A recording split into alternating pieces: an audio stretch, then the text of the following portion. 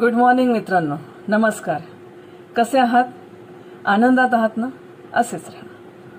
विद्यार्थी मित्रांनो, आपण कालच्या यापूर्वी आपण विचार केलेला की व्हॉट इज सायकोलॉजी आणि ह्या मानसशास्त्राचा शिक्षकाला नेमका कोणता उपयोग होतो आणि शिक्षकांनी मानसशास्त्राचा अभ्यास का केला पाहिजे, या मानसशास्त्राची व्याप्ती काय आहे, त्याच्या मर्यादा काय आहेत आणि साधारणतः जीवनातलं कोणकोणतं क्षेत्र या मानसशास्त्राने आपलं व्यापलेलं आहे, या सगळ्या दृष्टीने आपण याचा विचार केला.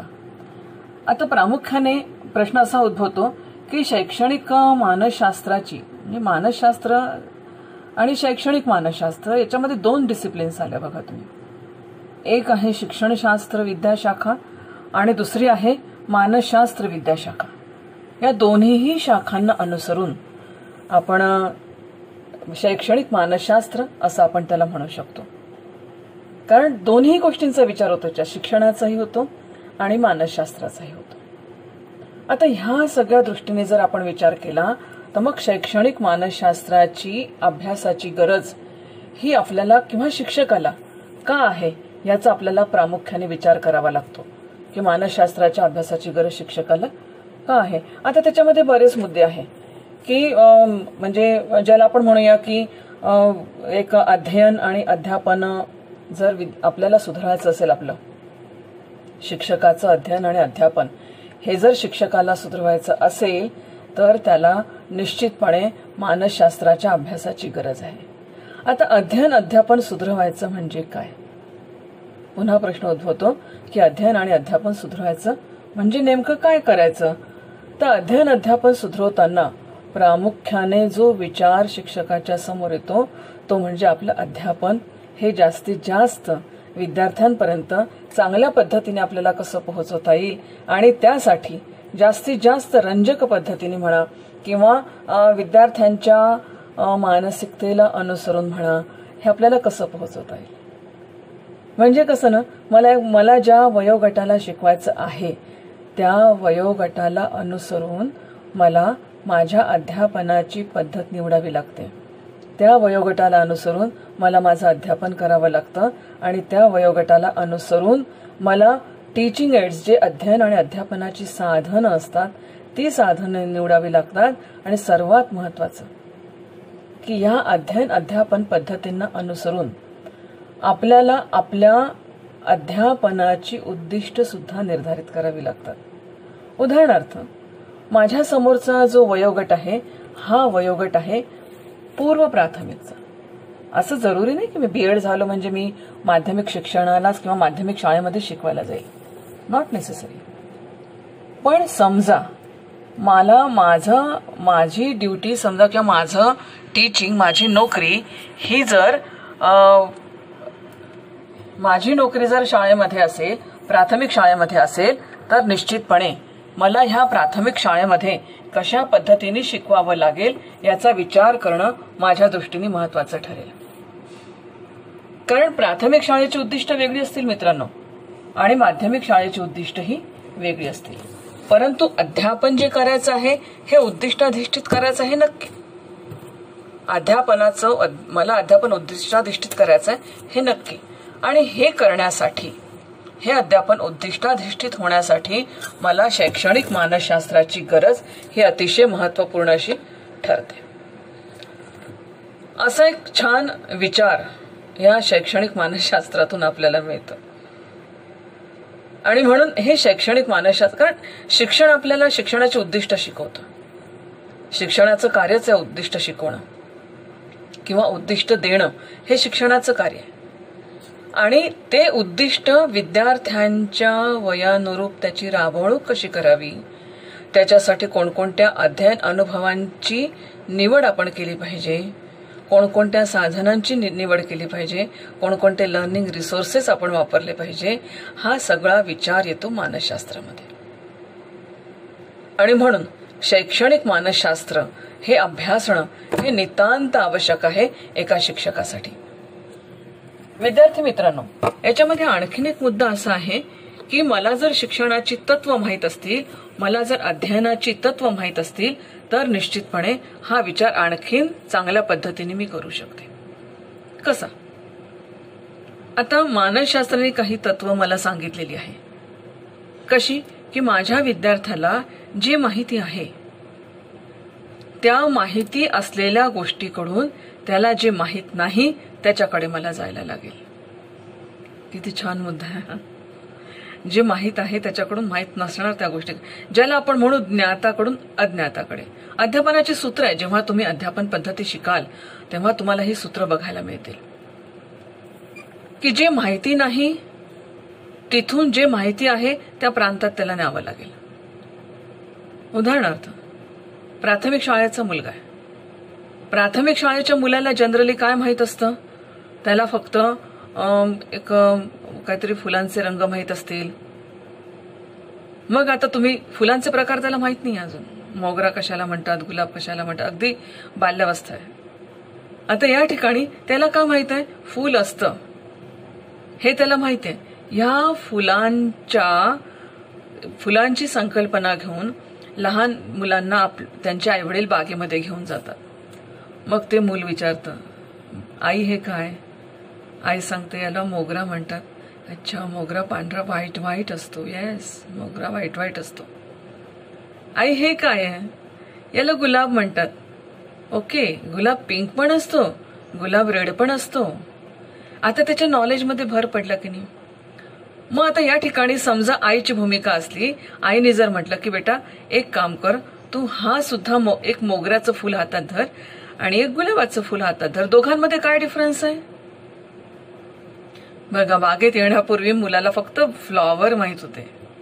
आता बागेत आल्यानंतर मुलाला काय काय माहित झालं? मुलाला माहित झालं मोगऱ्याचं फूल जे व्हाईट व्हाईट असतं, गुलाबाचं फूल जे पिंक पिंक आहे, रेड रेड आहे, येलो येलो आहे. हे सगळं मुलाला माहित झालं. हे कशामुळे माहित झालं? हे माहित झालं त्याच्या आईची सुद्धा भूमिका होती आपल्या मुलाला शिकवण्याची. आता या ठिकाणी दोन्ही गोष्टी साध्य झाल्या बरं का. मुलाचं अध्ययन पण झालं आणि खेळण्यातून झालं. त्याच्यासोबत त्याची आई इन्व्हॉल्व होती, त्याचे बाबा इन्व्हॉल्व होते आणि हे सगळे इन्व्हॉल्व असल्यामुळे त्या मुलाला कळलं फ्लॉवर म्हणजे what is flower, what is मोगराज flower, what is red rose, what is pink rose. किती छान आहे सगळं. आणि ह्या सगळ्या गोष्टीला मदत करतं शैक्षणिक मानसशास्त्र. ह्या सगळ्याला मदत करतं शैक्षणिक मानसशास्त्र. आणि म्हणून तुम्हाला माहित आहे की आई वडिलांना आपल्या अपत्याचं मानसशास्त्र शिकवण्याची गरज नाही. तशीच शिक्षकाला सुद्धा आपल्या विद्यार्थ्याचं मानसशास्त्र शिकवण्याची गरज नाहीये. हे डेफिनेट. मग हे जाणून घेण्यासाठी किंवा याचं ज्ञान होण्यासाठी आपल्याला मानसशास्त्राचा अभ्यास करण्याची गरज आहे. कारण एक म्हणत होते, आजपर्यंत असं म्हणत होते की parenting is a skill, teaching is a skill, किंवा हे हाडाचं असावं लागतं. आता असं म्हणतात की हे स्किल शिकल्याशिवाय येणार नाही. ह्या स्किलवर मास्टरी आपल्याला संपादन करावी लागेल, तेव्हाच हे स्किल आपण चांगलं शिकवू शकू. आणि म्हणून तुम्ही बघितलं की तुम्ही सूक्ष्म अध्यापनाचं इंटिग्रेशन लेसनचे सेशन्स तुम्ही घेतलेले आहेत आणि ह्या सेशन्सच्या माध्यमातून तुम्ही तुमच्या अध्यापनावर प्रभुत्व कसं मिळवावं, एकेका स्किलवर कसं प्रभुत्व मिळवावं याचा तुम्ही अभ्यास केलेला आहे. हे सगळं करत असताना मला हेही प्रशिक्षण घ्यावं लागतं की माझ्या विद्यार्थ्याची सध्या मानसिक जडणघडण, त्याच्या जाणीवा, त्याच्या अनुभूतीचं क्षेत्र काय आहे, त्याचं अनुभूतीचं क्षेत्र काय आहे, त्याच्या अनुभवामध्ये नेमकं काय आहे की त्याला धरून मी त्या अनुभवातून बाहेर काढून एका नवीन प्रांतात त्याची भटकंती करून आणू शकते. विद्यार्थ्यांचे हातच धरावे लागतात आणि नवीन प्रांतात त्यांना न्यावं लागतं की कम ऑन विथ मी, चला माझ्यासोबत चला, आपण शैक्षणिक मानसशास्त्र बघूया. बघा, याला म्हणतात मानसशास्त्राची उद्दिष्ट कोणकोणती आहे. पहा, तुम्हाला दोन गोष्टी. आता ह्या सगळा जो विद्यार्थ्यांचं मानसशास्त्र लक्षात घेऊन अध्ययन अध्यापनाची प्रणाली, अध्ययन अध्यापनाची प्रक्रिया राबविण्याची सक्षमता शिक्षकामध्ये याच्या माध्यमातून निर्माण होते. आणि म्हणून अध्यापकाला शैक्षणिक मानसशास्त्राचा अभ्यास करणं हे अतिशय महत्वाचं आहे. आता कसं असतं ना, पुष्कळदा आपण विद्यार्थ्यांना काही अध्यापनामध्ये काही नियम शिकवतो, काही सूत्र शिकवतो, किंवा काही, जसं आता मराठीचा विद्यार्थी, आता माझी मराठी मेथड आहे, लँग्वेज मेथड आहे, म्हणून थोडेसे उदाहरणं लँग्वेजचे पण येतील. जसं आता मराठी अध्यापन पद्धती किंवा लँग्वेज अध्यापन पद्धती आहे, मला व्याकरण शिकवायचं आहे. ह्या व्याकरणामध्ये मला विद्यार्थ्यांना समजा अलंकार हा घटक शिकवायचा असेल तर मला पहिल्यांदा उदाहरणं द्यावे लागतात, आणि हे उदाहरणं देऊन त्याच्या माध्यमातून मग विद्यार्थ्यांना त्यातून नियम, सर्वसामान्य नियम काय आहे हे मला त्याच्यात सांगावं लागतं. विद्यार्थी मित्रांनो, याला म्हणतात जनरलायझेशन. ही जनरलायझेशनची स्टेज विद्यार्थ्यांची सर्वसामान्यपणे कौमार्यावस्थेमध्ये येते आणि प्रौढावस्थेमध्ये. कौमार्यावस्थेमध्ये त्याची सुरुवात होते, प्रौढावस्थेमध्ये ती अवस्था येते. आज आपण सगळेजण जनरलायझेशनच्या स्टेजमध्ये आहोत, पण याच्यासाठी विश्लेषण कसं, वर्गीकरण कसं करावं, विश्लेषण कसं करावं, कारण वर्गीकरण करावं लागेल. तुम्हाला जर सामान्यीकरण करायचं असेल तर तुम्हाला आधी अनालिसिस करावं लागेल. मग हे अनालिसिस करण्याची पद्धत काय आहे, ते अनालिसिस कसं करावं, त्याचे बारकावे कसे लक्षात घ्यावे, हे बारकावे विद्यार्थ्यांपर्यंत कसे पोहोचवायचे, हा सगळा भाग येतो शैक्षणिक मानसशास्त्रामध्ये. मग ह्याचं विश्लेषण करत असताना त्या विद्यार्थ्याची मनोभूमिका काय आहे, त्या विद्यार्थ्यांची पुन्हा त्यांचा वयोगट काय आहे, पुन्हा त्यांचं जाणीवांचं क्षेत्र काय आहे, जाणीवांचा त्यांचा परीघ काय आहे, ह्या सगळ्या गोष्टी त्याच्यामध्ये विचारात घ्याव्या लागतील. आणि हा सगळा विचार करून मग तुम्हाला एक एक एक एक उदाहरण द्यावं लागेल. उदाहरणार्थ आता पुन्हा मी छोट्या मुलांचं उदाहरण देते, कारण की आपण बाल्यावस्था शिकणार आहोत ना, म्हणून छोट्या छोट्या मुलांची उदाहरणं मी जास्त घेणार. बाल्यावस्थेत बघा तुम्ही, लहान मुलं, आता तुमच्या घरी कोणी तुमचे बहीण भावंड किंवा भावाचे मुलं असे वगैरे नातेवाईकांमध्ये असतील, खूप छोटे असतात, 1-1.5 वर्षाचं मूल. ते काय करतं ना, 4 पायाचं कुठलंही जनावर असलं की त्याला म्हणतं हम्मा. हे काय आहे, तर म्हणतं हे हम्मा आहे. अरे नाही, हे हम्मा नाही, हा कुत्रा आहे, नाही ते हम्मा आहे. एक तर हम्मा नाही तर आकू, हे 2 खूप आवडीचे असतात मुलांचे. एक तर तो आकू कोणाला येतो आकू म्हणेल, नाही तर कोणाला येतो हम्मा म्हणेल. मग आता काय होतं की रस्त्यावरून गायी जात असतात, मग गाई त्याला सांगते की तू हम्मा म्हणतो ना, हिला हम्मा म्हणतात. मग थोड्या वेळाने कुत्रे जातील रस्त्यावरून, हे बघ तू हम्मा म्हणतो ना, हे हम्मा नाही, हा आकू आहे. मग आई त्याला चित्र दाखवते लगेच, गाय कोणती, कुत्रा कोणता, है ना. मग त्याच्यानंतर बकरी येते, ही बकरी आहे, हा कुत्रा आहे, ही गाय आहे. मग कुठेतरी चित्र दाखवलं जातं, हा लायन आहे, हा टायगर आहे, हे हरिण आहे. पहिल्यांदा त्या लहान मुलाला काय माहित होतं, फक्त दिस इज हम्मा, हम्मा हम्मा हम्मा, एवढंच फक्त त्याला माहित होतं. आता त्याला माहित झालं की no, this is dog, this is doggy, this is cow, this is tiger, this is goat, this is बकरी, शिप. हे सगळं आता त्याला माहित झालं. कशामुळे? कारण विशिष्ट गोष्टी त्याला दाखवल्या आणि त्याच्या माध्यमातून त्यांना जनरलायझेशन करायला लावलं. ते जनरलायझेशन आता तोच करायला लागला. आतापर्यंत त्याला गरम वस्तू माहित नव्हती, त्याच्यासमोर मेणबत्ती ठेवली तर मम्मा किती छान दिसतंय ना, किती सुंदर पाकळी आहे, नाही किती छान आहे फ्लॉवर, किती छान दिसतंय. आई म्हणते लाव हात त्याला. हात लावल्यावर कळलं, हा हे हा आहे. मग त्याच्यानंतर कोणतीही फ्लेम त्याच्या जवळ न्या, तो हात लावतो का बघा, करून पहा प्रयोग. असं शिक्षण घडतं, असे अनुभव वाढतात त्याचे, असं जनरलायझेशन होत जातं. आलं लक्षात? मग हे जर सगळं सामान्यीकरण कसं करायचं हे जर शिक्षकाला कळलं तर शिक्षक सुद्धा हे फॉलो करू शकेल. विद्यार्थ्यांना साऊंड शिकवायचे लहान मुलांना. आता टेप रेकॉर्डरचा वापर करतील. आता हे नवीन नवीन सगळे आलेले आहेत गोष्टी, ऑडिओ व्हिज्युअल सगळे आपल्याजवळ आहेत साधनं. परंतु मुलांचा स्वभाव हा नेचरमध्ये रमण्याचा असतो. पहा, तुम्ही मुलांना बगीचात घेऊन जा. एखाद दिवशी तुम्ही स्वतः प्रयोग कराल. जेव्हा आपल्या कॉलेजमध्ये तुम्ही याल ना, अतिशय तुम्हाला माहिती आहे आपल्या कॉलेजचा परिसर अतिशय रमणीय आहे. कॉलेजमध्ये या, फक्त त्या लॉनवर फिरा. इतके सुंदर सुंदर साऊंड्स तुम्हाला कळतील. इतके व्हेरियस पक्षी तिथे येतात आणि त्या प्रत्येक पक्षाचा आवाज वेगवेगळा असतो. ते काहीतरी वेगवेगळं, काहीतरी ते साऊंडच्या माध्यमातून काहीतरी प्रतिध्वनित करत असतात. ते फक्त जेव्हा आपण ऐकतो तेव्हा कुठेतरी आपण सुद्धा त्यांच्याशी जोडल्या जातो. मग कळतं कावळ्याचा आवाज वेगळा, चिमणीचा आवाज वेगळा, पोपटाचा आवाज वेगळा, आणखीन कोणता तो बुलबुल पक्षाचा आवाज वेगळा. हे सगळं जनरलाइज करता आलं पाहिजे आणि ह्याच्यासाठी शिक्षकाच्या प्रत्येक पंचज्ञानेंद्रियांचं ट्रेनिंग होणं हे पहिल्यांदा गरजेचं आहे.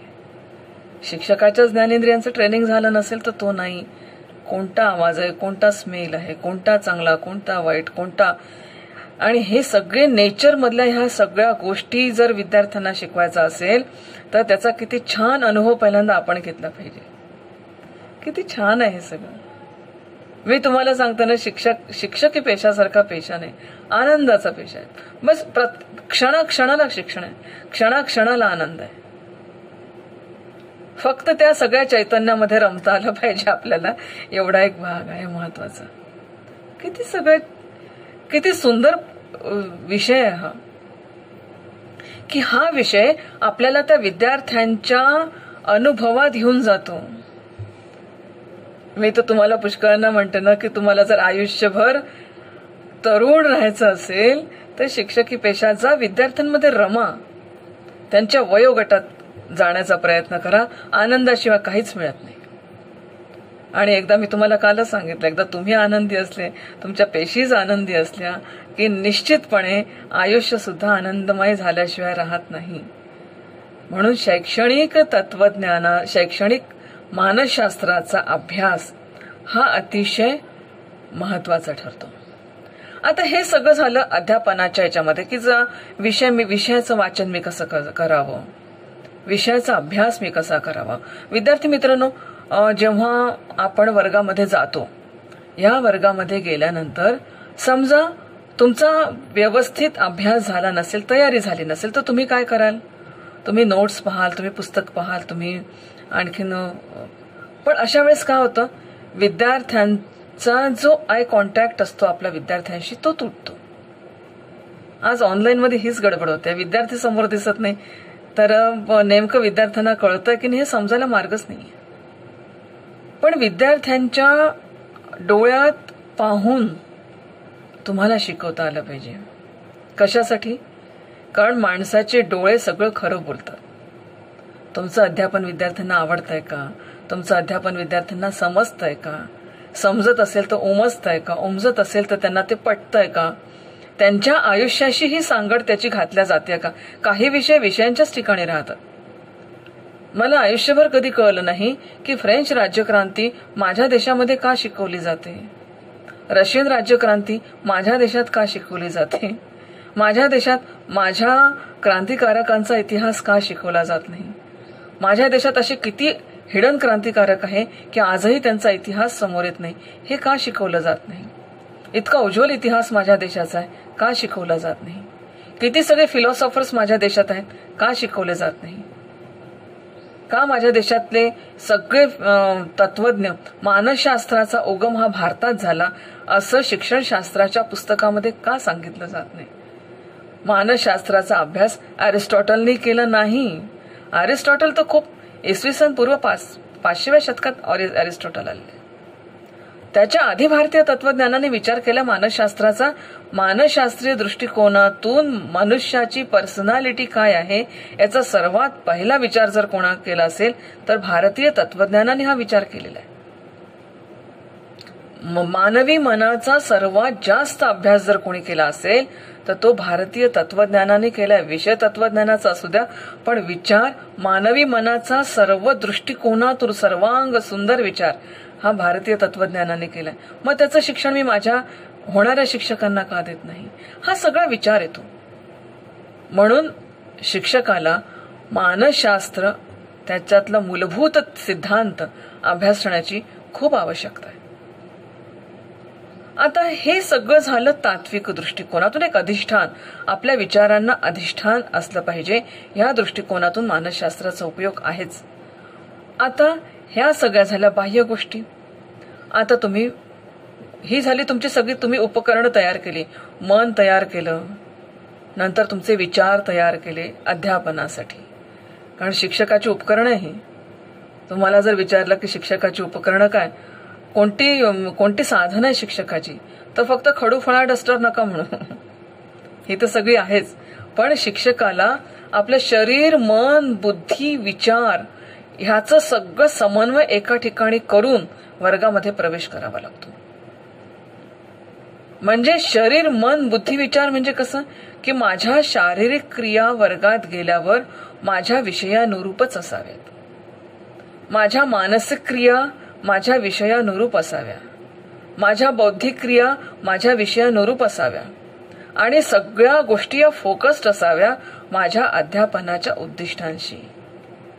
ही माझी सगळी इंद्रिय, ही माझी सगळी उपकरण आहेत. स्ट्रॉंग शरीर, strong mind, strong intellect, strong spirituality, strong thoughts, strong माझा स्टडी, माझा अभ्यास, सगळ्यांकडे पाहण्याचा माझा आउटलुक, स्ट्रॉंग आउटलुक, हे सगळे माझी उपकरण आहे माझ्या अध्यापनाचे.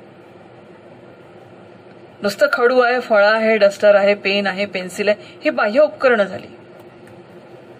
याने तुमचं अध्यापन एनरिच होईल. परंतु खरी समृद्धता जर अध्यापनाला यायची असेल तर ही खरी समृद्धता फक्त येईल तुमच्या ह्या सगळ्या अंतर उपकरणांच्या माध्यमातून. मग तुम्ही दिसता कसे, राहता कसे, वागता कसे, बोलता कसे, हा भाग त्याच्यामध्ये आहे. तुम्हाला एक उदाहरण सांगते की सॉक्रेटिस नावाचा ग्रीक तत्वज्ञ, तुम्हाला कल्पना आहे की ग्रीक तत्वज्ञान, ग्रीक साहित्य हे पुरुष सौंदर्याची बखाण करतं.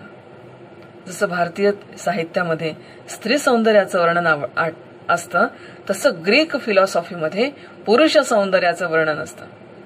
अतिशय म्हणजे एक ग्रीक फिलॉसॉफी किंवा ग्रीक व्यक्ती आपण म्हटला तर त्याची प्लॅटॉनिक पर्सनॅलिटी असते, अशा प्रकारचं त्याचं एक वर्णन केलं जातं. प्लेटोचं नाव म्हणूनच तर प्लेटो पडलेलं आहे. अतिशय सुंदर होता प्लेटो, प्लॅटॉनिक पर्सनॅलिटी म्हणतात त्याला. अरिस्टोक्लिस नावाचा हा तत्वज्ञ प्लॅटॉनिक पर्सनॅलिटीमुळे प्लेटो म्हणून गणला गेला. पण त्याचाच गुरु सॉक्रेटिस अतिशय कुरूप, बरं का, बुटका बसकना, अतिशय कुरूप. पण तुम्हाला कल्पना आहे सॉक्रेटिसचे विचार किती सुंदर आहेत.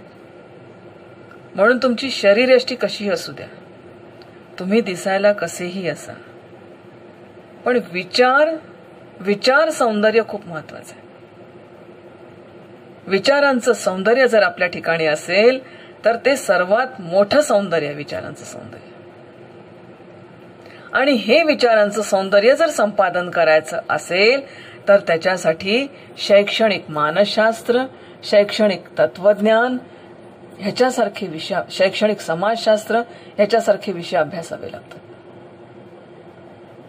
किती एक हा महत्वाचा विचार त्याच्यामध्ये. म्हणून मग माझ्या प्रत्येक म्हणजे माझ्या शरीराचं काम काय, शरीराचं काम जेव्हा आपण पर्सनॅलिटी शिकणार आहोत ना तेव्हा हा मुद्दा पुन्हा येईल. तुझे कारणी देह माझा पडावा, तुझे कारणे, मग तो देशासाठी असेल, धर्मासाठी असेल, माझ्या समाजासाठी असेल, माझ्या विद्यार्थ्यांसाठी असेल, माझ्या कुटुंबासाठी असेल, माझ्या देहाचं प्रयोजन एकच आहे. तुझे कारणी सदा सर्वदा योग तुझा घडावा, तुझे कारणी देह माझा पडावा. मनाचं प्रयोजन काय, चित्ताचं प्रयोजन काय, मना तिथे धाव घेई राही विठ्ठलाचे पायी. म्हणजे जिथे कुठे माझं आराध्य असेल त्या आराध्याचं चिंतन करण्याची माझ्या मनाची भूमिका, तेच माझ्या मनाचं प्रयोजन आहे. चित्ताचं काय काम आहे? तुझे रूप चित्ती राहो, मुखी तुझे नाम, देह प्रपंचाचा दास. इतकी सुंदर फिलॉसॉफी आहे ही, की माझ्या संपूर्ण देहाचं, माझ्या मनाचं, माझ्या विचारांचं, माझ्या बुद्धीचं पूर्ण प्रयोजन ईश्वराने देऊन मला या धर्तीवर पाठवलेलं आहे. मित्रांनो, फक्त कळलं पाहिजे ते प्रयोजन काय. हे ज्याला कळलं ना, त्याचं आयुष्य सार्थकी लागलं. हे कळलं होतं विवेकानंदांना, हे कळलं होतं सगळ्या क्रांतिकारकांना, हे कळलं होतं सगळ्या फिलॉसॉफर्सला, हे कळलं होतं सगळ्या समाज सुधारकांना. कालच आपण ज्योतिबा फुल्यांची जयंती साजरी केली.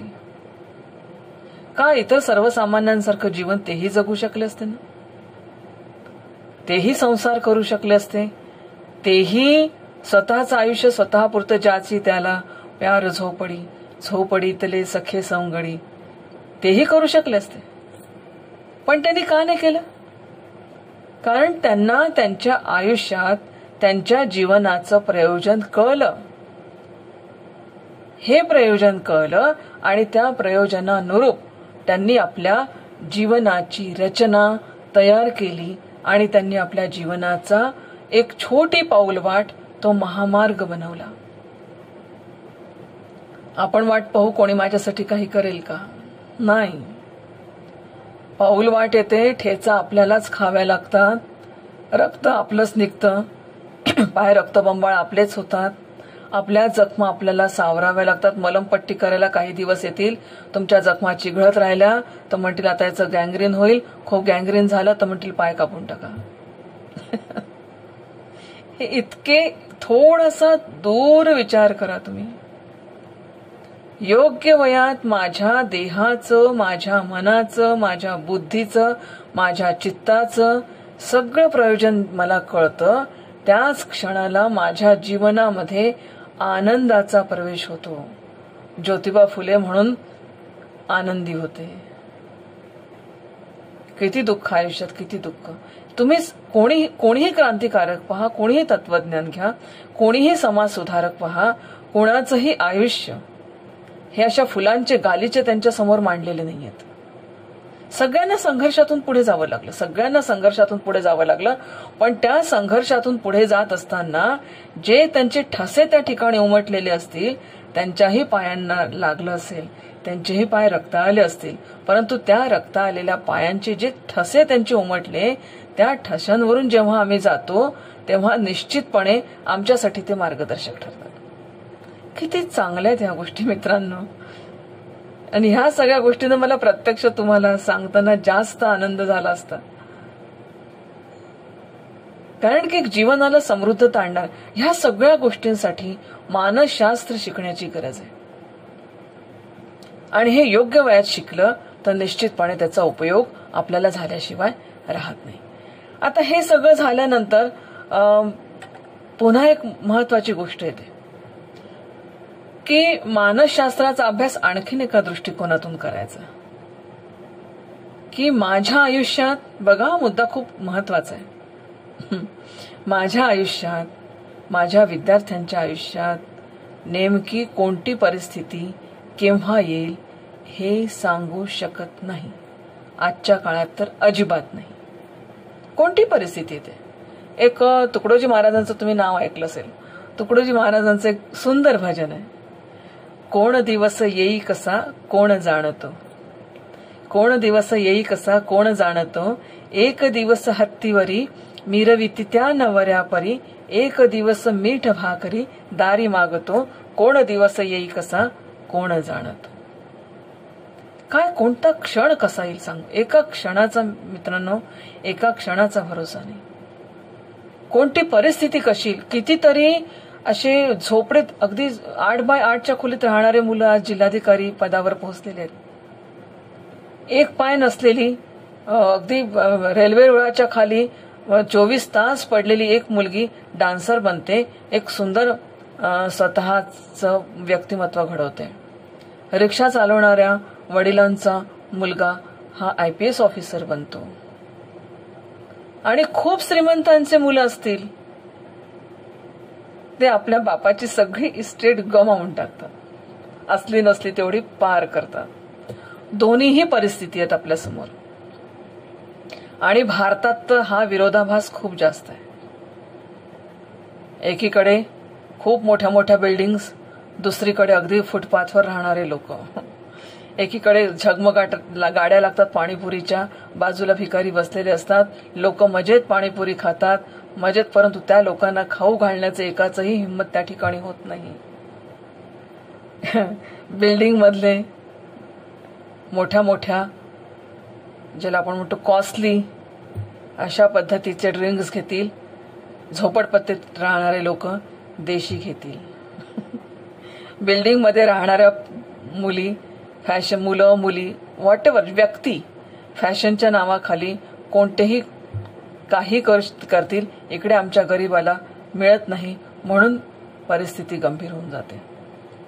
हा सगळा विरोधाभास आपल्या ठिकाणी आहे.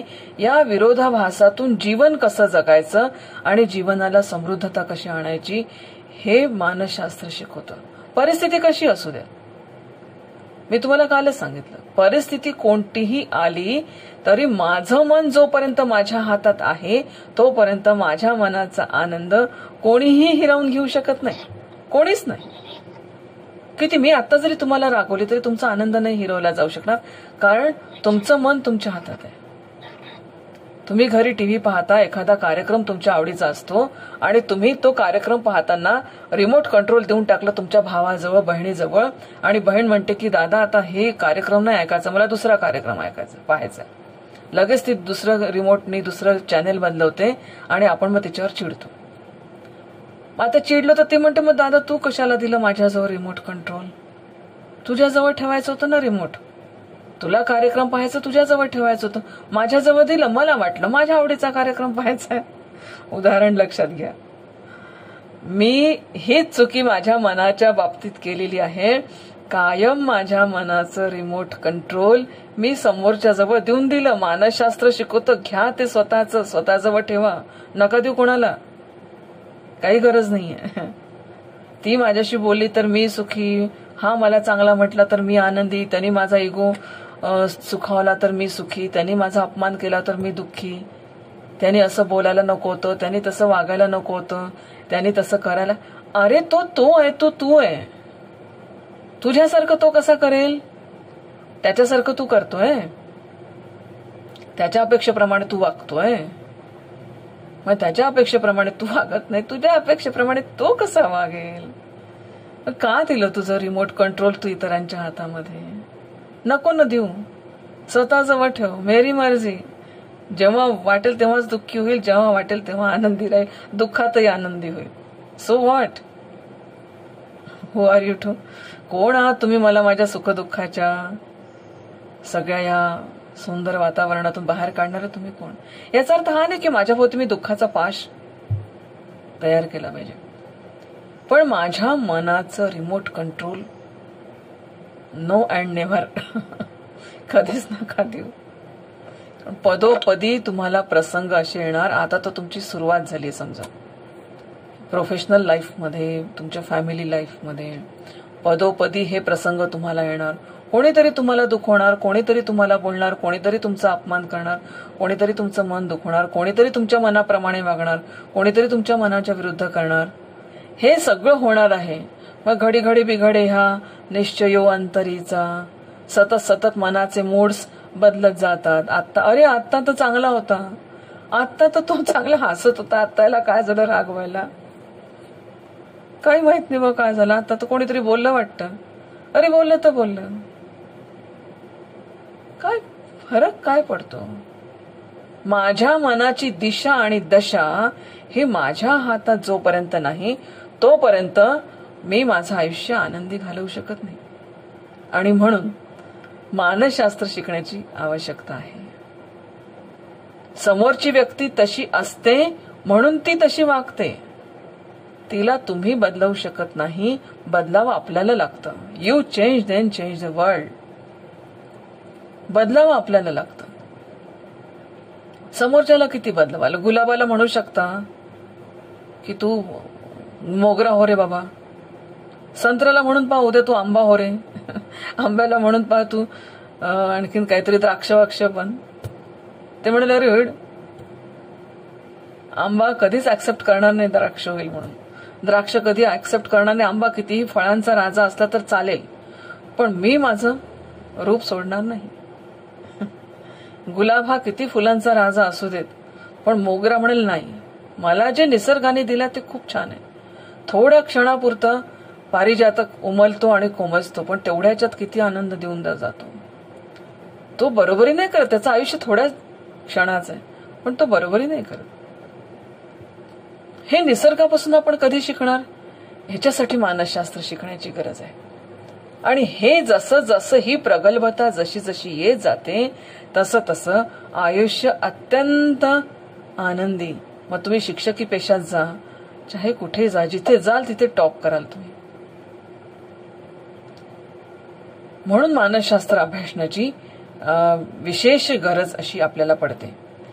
आता वर्गामध्ये, आता हे झालं सगळं वर्गाच्या बाहेरचं. वर्गात गेल्यानंतर आता शैक्षणिक मानसशास्त्र अभ्यासतो ना.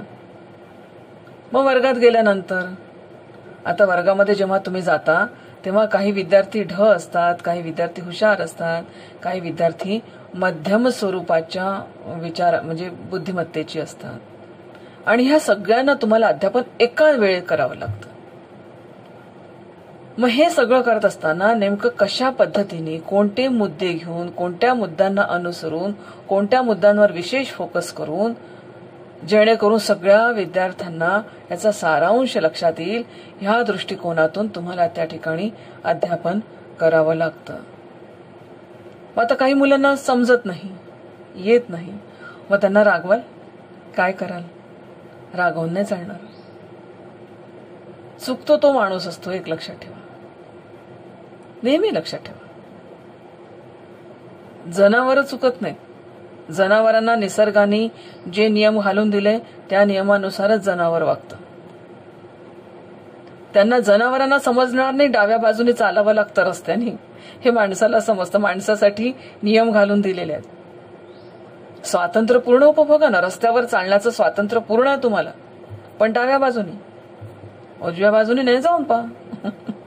उजव्या बाजूने रस्त्याच्या मधून चालून पहा, क्लिअर पास व्हावं लागेल, है ना. पण स्वातंत्र्य दिलेलं आहे. शास्त्राने सुद्धा स्वातंत्र्य पूर्ण दिलं, पण त्या स्वातंत्र्याला मर्यादा घालून ते स्वातंत्र्य आपल्याला दिलेलं आहे. म्हणून मग वर्गात गेल्यानंतर विद्यार्थ्यांना, एखादा विद्यार्थी वर्गात झोपतो. आताही काही विद्यार्थी झोपले असतील, मला माहित नाही. काही विद्यार्थी जॉईनच झाले नाहीये, काय त्यांचा प्रॉब्लेम आहे माहित नाही मला. एखादा विद्यार्थी झोपेल, एखादा सुंदर चित्रकार असेल तो चित्र काढेल, एखादा विद्यार्थी काहीतरी दुसऱ्याशी बोलेल. आपल्याला सगळं समोर उभं राहून सगळं कळतं. एखादा विद्यार्थी लक्षच देणार नाही तुमच्या शिकवण्याकडे, पण याचा अर्थ तो तुमच्या विरोधात आहे असं तुम्ही घ्याल का? जाणून तर घ्या त्याला.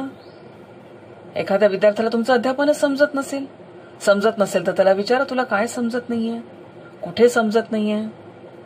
एखादा विद्यार्थी, माझ्या वर्गात एक अशी घटना घडली की एक विद्यार्थी होता, तो विद्यार्थी सतत पूर्ण तासभर तो खाली पाहायचा, थोड्या वेळ वरती पाहायचा, पुन्हा खाली पाहायचा. मला कळेच ना, अरे तू असं का करतोय स्वप्नील? मॅडम काही नाही. बरं ठीक आहे.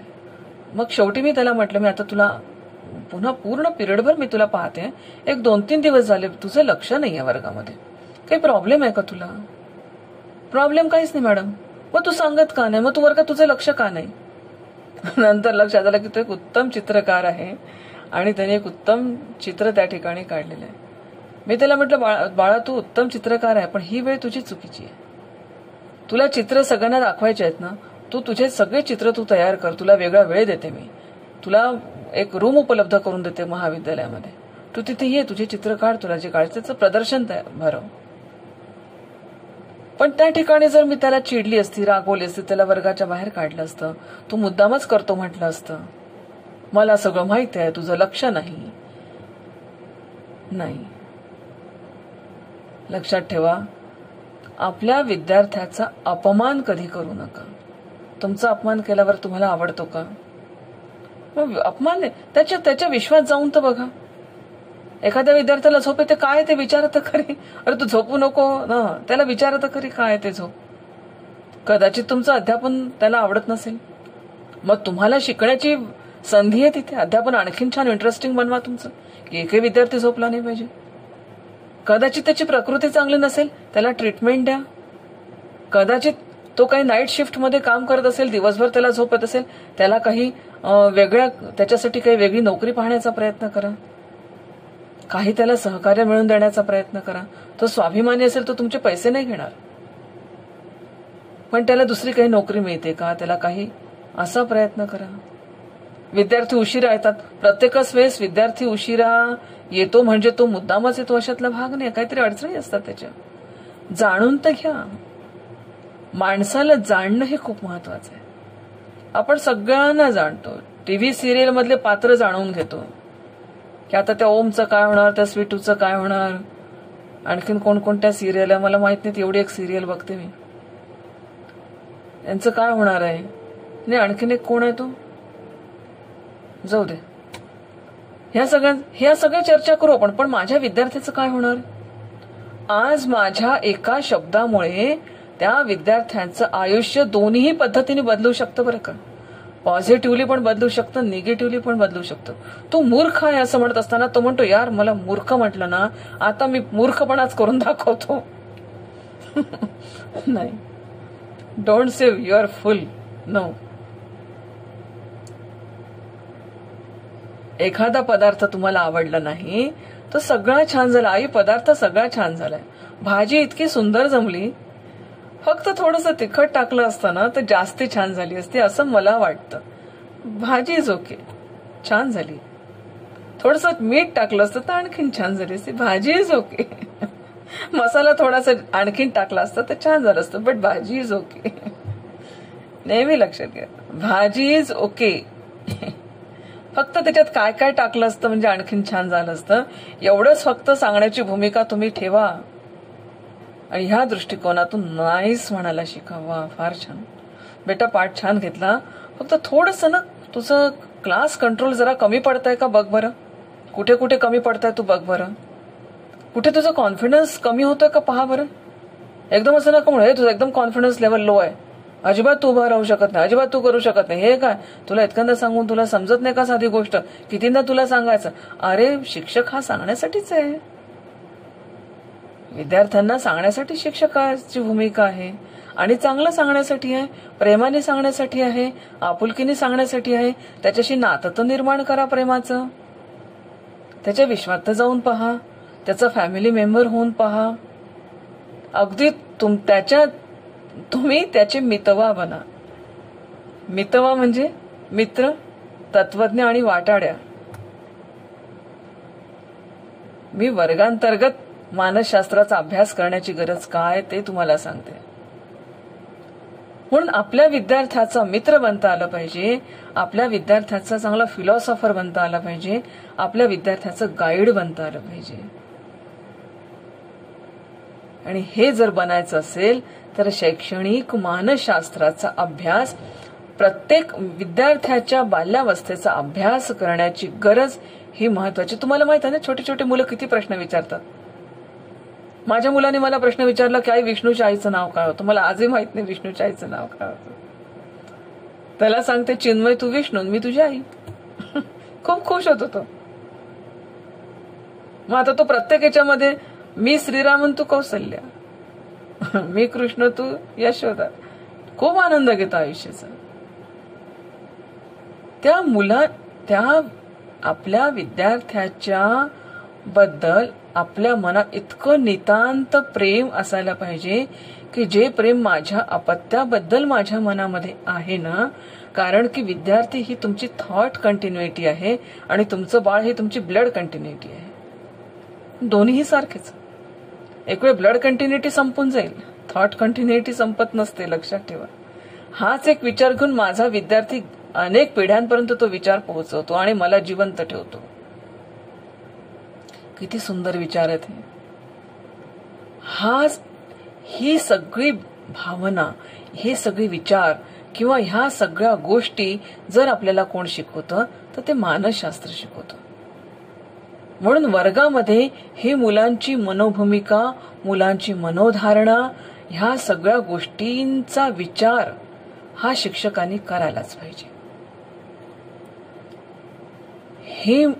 हा विचार जर आपल्यामध्ये येत असेल तर मला असं वाटतं की मानसशास्त्र शिकण्याचं सार्थक होईल. माझ्या घरात माझे बहीण भावंड सगळे नात्यांमध्ये सुद्धा एक हेल्दीनेस याच्यामुळे निर्माण होईल. कारण काय होतं माहिती का, या मानसशास्त्राचा अभ्यास केल्याने एक महत्वाचा गुणधर्म आपल्यामध्ये येतो की accept everything as it is. Accept everything as it is. प्रत्येकाला आहे तसं ऍक्सेप्ट करण्याची मनोभूमिका ही आपल्यामध्ये तयार होते. प्रत्येकाला आहे तसं, तो रागीट आहे ना, आहे तसं ऍक्सेप्ट कर. बरेच प्रसंग येतात की विद्यार्थी चिडतात. आत्ता एक प्रसंग आला, सेकंड इयरच्या विद्यार्थ्याच्या बाबतीत प्रसंग आला. स्कॉलरशिप हा तुमचा मुद्दा अतिशय नाजूक मुद्दा आहे. त्या बाबतीमध्ये कुठेतरी हर्ट झाला असेल, काहीतरी झालं असेल, तेव्हा विचार करायचा की हा चिडलाय ना, शांत राहा. कोणीतरी एकाने मग तो मी शिक्षक आहे म्हणजे काय झालं, खूप काही टिकोजी थोडी बांधलो. शिक्षक आहे म्हणजे मी त्याच्याच भल्यासाठी तिथे. मी विचार करायला पाहिजे की हा सध्या चिडलेला आहे, तो पहिल्यांदा शांत कसा होईल. कारण तो जर शांत झाला नाही तर त्याच्या प्रकृतीवर परिणाम होऊ शकतो, तो त्याच्या आजूबाजूचं वातावरण निगेटिव्ह बनवू शकतो, तो त्याच्या घरचं वातावरण खराब करू शकतो. तो आधी शांत झाला पाहिजे. तो शांत झाला की मग बोलते त्याच्याशी.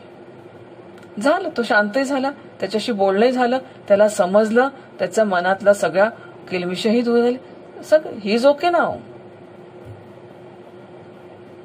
त्या विद्यार्थ्यात तो कोणत्या परिस्थितीत आहे आणि तो कोणत्या परिस्थितीमध्ये, एखादा मुलगा रोज उशिरा येतो आणि आपण त्याला वर्गाच्या बाहेर उभं करतो. मला अतिशय राग, वर्गाच्या बाहेर उभं करण्याची शिक्षा ही खूप बेकार आहे. त्याला वर्गाच्या बाहेर उभं केलं, रोज झालं. शेवटी एक दिवस तो मुलगा आला आणि शिक्षकांना म्हणतो की सर, फक्त मला तुम्ही विचारा तर खरी एकदा की मी का उशिरा येतोय रोज. आता सांगच म्हणे तू काय येतो. सर म्हणे माझ्या शेजारी एक आजी आहे आणि त्यांना कोणी नाहीये, त्या हॉस्पिटलमध्ये ऍडमिट आहेत. त्यांना जर मी त्या वेळेला खायला प्यायला जर नाही नेऊन दिलं तर त्यांचं कोण करणार, म्हणून मला यायला थोडा उशीर होतो. काय काय समस्या तुमच्या आयुष्यामध्ये येतील नाही सांगू शकत. आणि म्हणून शिक्षकाला ह्या सगळ्या मानसिक गुंतागुंतींची, नात्यांच्या गुंतागुंतीची जाण असेल तर वर्ग अध्यापन ही एक आनंददायी प्रक्रिया होते विद्यार्थ्यांसाठी आणि शिक्षकांसाठी सुद्धा. म्हणून मी, माझा एक आवडीचा शब्द आहे, वर्कलोड हा विचारच घेऊ नका तुम्ही मनामध्ये, जॉय लोड. ज्या दिवशी मी वर्कलोड स्विच करते जॉय लोड मध्ये, त्या दिवशी मला माझ्या कामाचा थकवा वाटत नाही, माझ्या कामाचं टेन्शन वाटत नाही, पाठ घ्यायचं टेन्शन वाटत नाही, मायक्रो टीचिंगचं टेन्शन वाटत नाही, त्याचे रिमार्क्स काय मिळतील याचं टेन्शन वाटत नाही. पाठ चुकला तर चुकला, चांगला झाला तर व्हेरी गुड, नाही झाला त्याहून चांगला, कारण जे चुकताय त्यातून शिकण्याची संधी मला जास्त आहे. ही सगळी भूमिका, ही सगळी सकारात्मकता, यालाच आपण म्हणतो सकारात्मक दृष्टिकोन. तर ही सगळी सकारात्मकता आपण आपल्या स्वतःमध्ये जेव्हा धारण करू तेव्हा माझ्यापासून निघणारे जे व्हायब्रेशन्स असतील, माझ्या विचारांचे, माझ्या कृतींचे, माझ्या पॉझिटिव्हिटीचे, हे सगळे व्हायब्रेशन्स विद्यार्थ्यांपर्यंत जाऊन त्यांची निगेटिव्हिटी ही दूर व्हायला त्यापासून मदत होते. हा सगळा मुद्दा आहे. म्हणजे हा जर सगळा मुद्दा केला तर लक्षात घ्या, आपल्या वर्गामध्ये असामान्य, सामान्य, विसामान्य अशा प्रकारचे अनेक विद्यार्थी असतात. त्या सगळ्या विद्यार्थ्यांना असं वाटलं पाहिजे की हे शिक्षक, ह्या शिक्षकाच्या दृष्टिकोनातून आय एम द स्पेशल. होईल का? विचार करा बरं तुम्ही. आणि विद्यार्थ्याला खूप आनंद होतो. आपण आपल्या शिक्षकांच्या दृष्टीने स्पेशल आहोत हे जेव्हा त्यांना कळतं ना, त्यांना खूप आनंद होतो, खूप. आणि जेव्हा जेव्हा तुम्ही त्यांना म्हणाल ना की विद्यार्थी मित्रांनो मी खरंच तुमच्यावर खूप प्रेम करते. म्हणजे माझा एक विद्यार्थी होता, गणेश मानकर नावाचा. तर असंच वर्गामध्ये मी विद्यार्थ्यांना सांगितलं की मित्रांनो, वय तुमचं खूप छान आहे, फुलपाखरांचं वय आहे. तुम्हाला असं आय लव्ह यू म्हणायला खूप आवडतं. तो शब्द खूप कॉमन करून टाकला, I love you. I love you म्हणायचं उर्मी आहे ना आय लव्ह यू म्हणायची. म्हणा ना, छान पुस्तकांना म्हणा आय लव्ह यू. घ्या एखादं पुस्तक समोर, म्हणा आय लव्ह यू. छान एखाद्या विचारांना म्हणा आय लव्ह यू. एखाद्या दिवशी आईला तर म्हणून पहा, आई आय लव्ह यू. किती आनंद होईल तिला. वडिलांना म्हणून पहा, बाबा आय लव्ह यू. बहिणीला म्हणून पहा, हाय माय डिअर सिस आय लव्ह यू. एखाद्या दिवशी आपल्या शिक्षकांना म्हणून पहा, I love you teacher, I love you. किती ज्या क्षणाला तुम्ही अशी प्रेमाचे व्हायब्रेशन्स तुम्ही जेव्हा आपल्या अंतःकरणातून बाहेर हे करताना, तेव्हा संपूर्ण जग आपल्याला प्रेममय दिसायला लागतं. मग कोणी माझा राग करू, कोणी माझा द्वेष करू, काय करू, मला त्याच्यात प्रेमच दिसतं सगळीकडे. करून पहा. माझा तो विद्यार्थी गणेश मानकर, त्याने एक लेख लिहिला, तो चांगला साहित्यिक आहे. त्याने एक लेख लिहिला, त्या लेखाचं नाव लिहिलं मॅडम आय लव्ह यू म्हटले बरं का. सगळे त्या दिवशी विद्यार्थी दचकून गेले, यांनी काय लिहिलं. इतका सुंदर लेख लिहिला त्यांनी. Library I love you, books त्यातले विचार, समाजातले चांगले लोक, समाजावर, राष्ट्र, नेशन, माझं नेशन, माझ्या भारत मातेवर माझं प्रेम आहे, माझ्या सगळ्या भारत मातेच्या सगळ्या माझ्या सुपुत्रांवर माझं प्रेम आहे, सगळ्या सृष्टीवर माझं प्रेम आहे, सगळ्या चराचर सृष्टीवर माझं प्रेम आहे. ही सगळी भावना शिकवतं मानसशास्त्र. आणि म्हणून वर्गामध्ये गेल्यावर ह्या सगळ्या एक उदात्त भावना जेव्हा एकत्र येतात ना, तेव्हा अध्यापनाला एक सुंदर दिशा या ठिकाणी मिळते.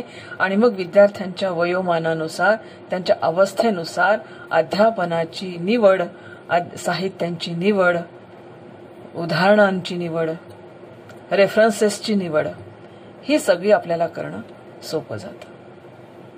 विद्यार्थी मित्रांनो, हे मानसशास्त्र वाचा, मानसशास्त्राचा अंगीकार करा आणि खूप छान शिक्षक बना. शिक्षकी पेशा हा अतिशय सुंदर, सर्वांग सुंदर, चैतन्याने परिपूर्ण असा हा व्यवसाय, पेशा आहे. हे कार्य आहे. याचं वर्कलोड नका मानू, याचं जॉयलोड माना. बघा, दिवसभर कितीही काम केलं, जेवढं तुम्ही काम करत राहाल, तेवढा तुमचा फ्रेशनेस वाढत राहील, तेवढा आनंदाच्या उर्मी तुम्हाला येत राहील. त्याच्यामध्ये इन्व्हॉल्व होऊन जेव्हा आपण काम करतो, अशा प्रकारचं शिक्षक तुम्हाला बीएड झाल्यावर व्हायचंय. जे आपल्याला नाही आवडत ते इतरांसाठी सोडून द्यावं, जे आवडतं ते आपल्यासाठी धारण करावं. ज्या गोष्टींमुळे आपल्याला त्रास होतो त्या गोष्टींमुळे आपल्यापासून इतरांना त्रास होऊ नये ही शिकवण घ्यावी. ज्या गोष्टींमुळे आपलं मन दुखलं ती गोष्ट आपल्या विद्यार्थ्यांच्या बाबतीत मी कधीच फॉलो करणार नाही ही शिकवण आपण घ्यावी. आणि आपल्या जीवनाचा मार्ग हा आता असाच आनंददायी व्हावा. तुम्हाला सर्वांना गुढीपाडव्याच्या खूप खूप शुभेच्छा.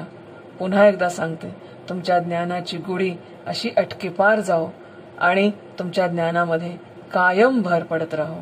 लाल रंग हा ज्ञानाचं प्रतीक आहे. लाल रंग ज्ञानाचं प्रतीक आहे. हिरवा रंग समृद्धीचं प्रतीक आहे. केशरी रंग त्यागाचं प्रतीक आहे. पांढरा रंग शुचित्वाचं प्रतीक आहे. ह्या सगळ्या गोष्टी एकाच व्यक्तिमत्वाच्या मध्ये आल्या तर त्याचा पाया सुद्धा हा अतिशय सक्षम बनतो आणि आयुष्य हे पवित्र झाल्याशिवाय राहत नाही. आणि जसे या गुढीकडे पाहून नतमस्तक होण्याची भावना मनात निर्माण होते, तसंच आपलंही व्यक्तिमत्व पाहून संपूर्ण जगाला आपल्यासमोर नतमस्तक होण्याची इच्छा होऊ देत. आपलं ज्ञान अतिशय समृद्ध होऊ देत. ही ईश्वराच्या चरणी प्रार्थना करूयात आणि आजचं सेशन या ठिकाणी संपू. नमस्कार.